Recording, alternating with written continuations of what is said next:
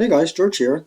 Today what I'd like to bring to you is a video with respect to snipers. So I want to do a little rules overview, a quick rules overview, and provide you with some examples of sniper play. Yep. So with no further ado, actually with a little bit of ado, I'd like to let you know that Neil Ulan already did an interesting and well done, well thought out video about how to abate snipers. So that's an excellent video to watch. Unfortunately, some fellow said in the comment section that why worry about snipers because statistically it's very unlikely that this event would occur. Now, having played this squad leader for quite some time now, I can tell you that snipers are something you need to worry about as the attacker and as the defender. And depending on the sniper activation roles and their consequences, they can have uh, a very adverse outcome to your game. Yeah. So that's why I guess I entitled this video "Do Mind Your Snipers," because it also reminds me of keeping up appearances. The good old days when I would watch with mom and my then wife and the rest of the family on our Saturday night gathering, keeping up appearances on Vermont TV. And Hyacinth would be driving with Richard, and she would say, "Do mind the pedestrian, Richard." And Richard would squint his eyes and say, "Hyacinth, the pedestrian is 2 miles away." And that's pretty much what snipers are all about, shooting at a distance. I'm sure if Hyacinth joined the Royal Military Academy, she would be an excellent sniper instructor. With that said, let's put on our thinking cap. Well, let's take a sip of coffee first. Nescafe, right-handed, left-handed. My predominant hand is right, but I also use the left. Put on our thinking cap. Today is French resistance hat. Vive la France, vive la résistance. Let's have some inspirational music while we're at it as well.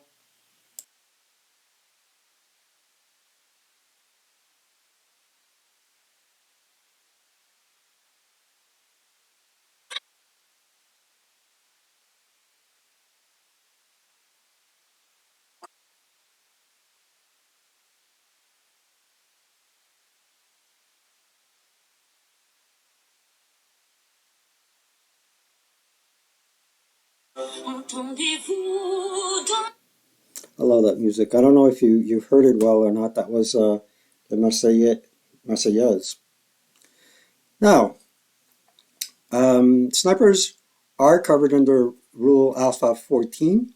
And the nature of the snipers is that it's not an inherent unit counter like it was in the Cross of Iron days, where you had a sniper that actually represented a single man counter. And in an advanced squad leader, the sniper is more of an abstract concept that deals with, potentially where the sniper will hit. If you're in open ground, you should be worried, right? But you don't know where the actual unit per se is. So when a ASL game has begun, we have to place our sniper, which would entail each player puts their sniper within 6 axes of 6 units at the start of the game. You can look at the advanced sequence of play to make sure that everything is done right. And when the game begins, if you roll the sniper activation number at a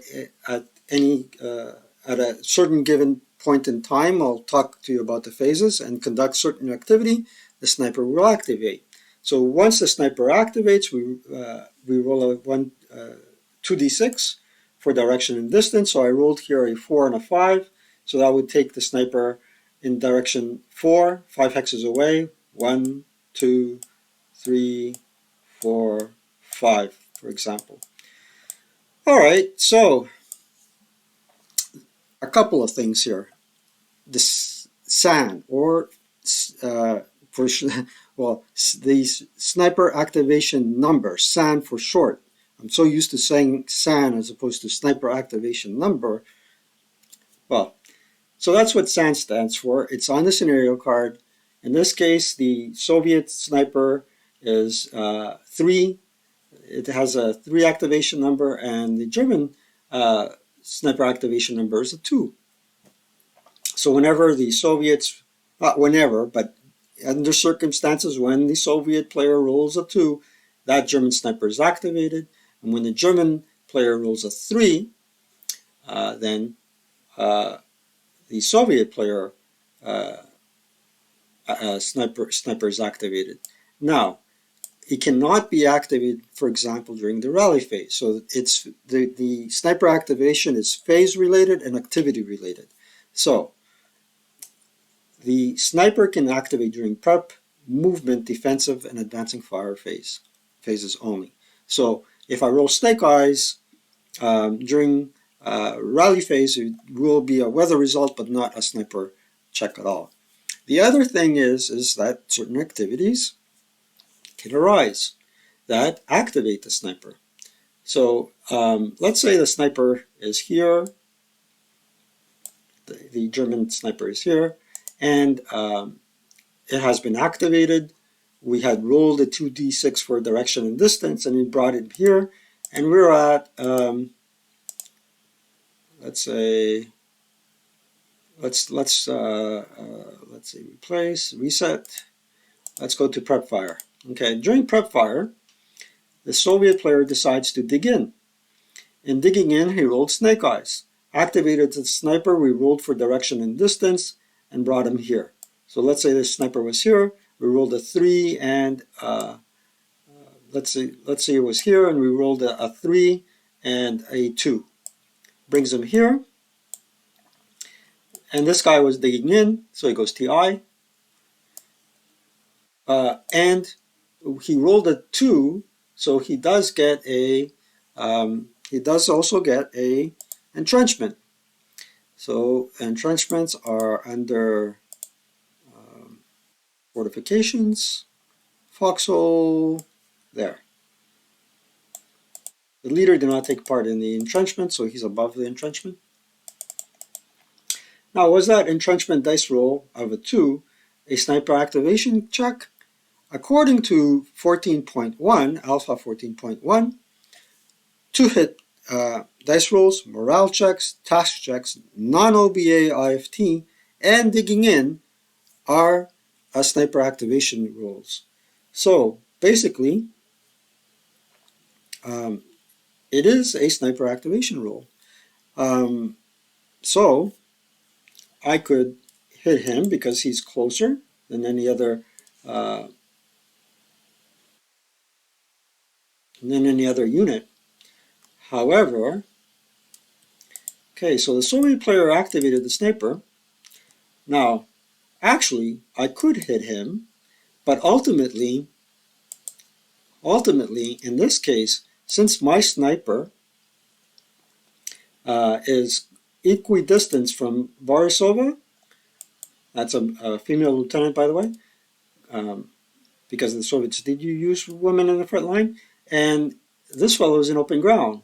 So the lowest temp would necessitate that the German sniper hit this dude. So if it was a number 1, I believe it would decrease his sniper number. All right. So let's go back to this example, and now we know that a sniper is equally a target of your enemy sniper as are your units, and that's in the rules. But let's say the Soviet sniper was not an eligible target now, and the only eligible target was this fellow. It would come here, and since there are 2 units in here, you would have to do a random selection. And basically, that just broke the guy that was TI.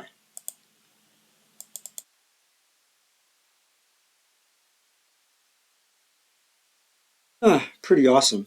Okay, let's reset this hellish outcome. Could have ended up worse. Let's unbreak them. Get rid of the DM. And put our snipers back where they were before. Get ready for another example. Okay. So, let's move on to defensive fire phase. And let's say these units fired here and they pinned this unit. Boom. Um, the German player fires again, and the result is another pin check on this fellow. For some reason or another, they want to pin, they want to hit this guy and take him out.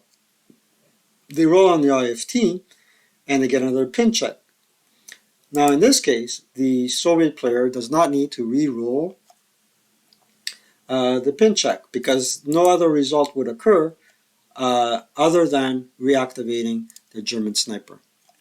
That's in the rules. I'll give you the rule references in a jiffy. Okay. Actually, let's do it now. So, digging in the activity, the number, and the types of activity and the types of phases that where a sniper check can occur are under Alpha 14.1. Okay. And so is the example that I told you about not having to re-roll a pin check because the only result that would occur would be a sniper check, and you can't pin a unit twice, right? Um, Perhaps I should have explained before there are two possible outcomes for a sniper check. If you roll a 1, it's what we call a deadly sniper, which will result either in an eliminated leader or a broken squad. And any squad that's already broken is casualty reduced. If you can't casualty reduce them anymore, it's a broken half squad, they're eliminated. Or if you roll a 1 die with a 2, you'll end up either with a wounded leader or um, a pinned unit. Now, I'm not going to cover open-topped vehicles, but in your rat charts or in the actual chart, it's quite explicit about what are the results of a sniper attack. Now, when you really study the results here, um, when you study the results here, you see that the consequence of a sniper attack, although they may not arise often, they are uh, really severe. Okay, breaking a squad with your own fire, for example, is really a horrible outcome. You don't even have your enemy breaking your squad. You're breaking your own squad with a sniper check. All right. Now, a couple of things about random selection. All right. Let's say for one reason or another, let's put this fellow away. And let's put this fellow a little bit further down here. And ultimately, the Soviet player again activated the German sniper. We did our direction and distance, and the sniper ended up here. The German sniper ended up here. And ultimately, the German player will pick this fellow as the sniper target. And as you can see, we have 3 units here, a leader, and 2 squads, one holding in possession of an MMG. Right. So now we have to roll random selection to see ultimately which unit will be attacked. Top to bottom. So top leader is eliminated. And since we rolled Yahtzee here, okay, so this guy is gone to the graveyard. Let's pretend that the graveyard is there. Okay. And the second unit also got inflicted, but we have to roll another sniper check for the second unit. So let's do that.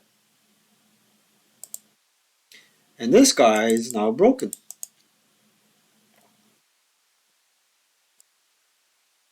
And that's covered, I believe, under 14.2. Okay. I'm not, yeah, like I said before, I'm not going to cover open top AFVs and passengers because I really want to keep this video short and sweet and just demonstrate some of the deadly outcomes that can arise.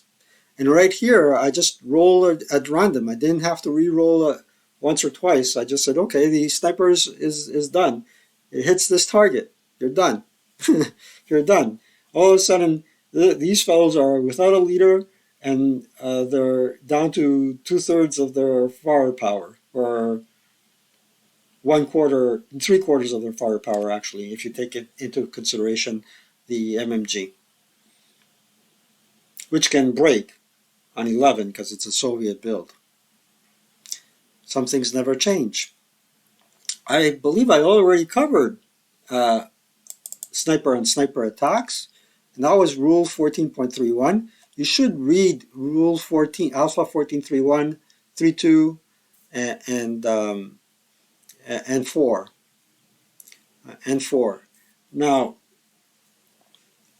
what could have the other thing that could have arisen was, um, well, it did arise. The other thing that can arise is that if these fellows here neither moved or fired, and they survived. The surviving units survived the sniper attack. Let's say for this example, this guy neither fired or moved. He can do a sniper check, and that's under 14.4. And if that unit rolls a 2d6 and either gets a 3 or a 2, there would be consequences for that enemy sniper. So a 2 would eliminate the sniper if he rolled snake eyes, and a 3 would cause the sniper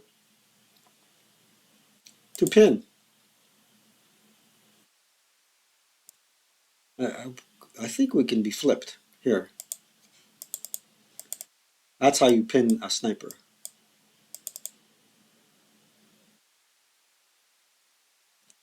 which is really interesting. Now, I've been talking for 17 minutes, and that was more or less my interesting examples of sniper checks. I'm not sure if you were able to hear Le Marseille, so shout out to my British friends over across the pond, and kudos for your comedy. And a shout out to my friends in France for their courage and their beautiful national anthem, which I adore a lot. And shout out to everybody. Once again, I'd like to thank you all for supporting this channel and watching it. You know, we're well over 400, 530. Where am I getting 400 from? I don't know. It's been a while now. So thanks to everyone from the bottom of my heart. And a little shout out to the Laval Senior Academy Panthers. They won their first playoff game. And my son ultimately got to play some playtime as well in a playoff game in a team sport, an official team sport from high school, which I'm pretty proud of. And shout out to Yanni, my producer, and my youngest. So take care, guys, friends, and have an excellent weekend. Until next time.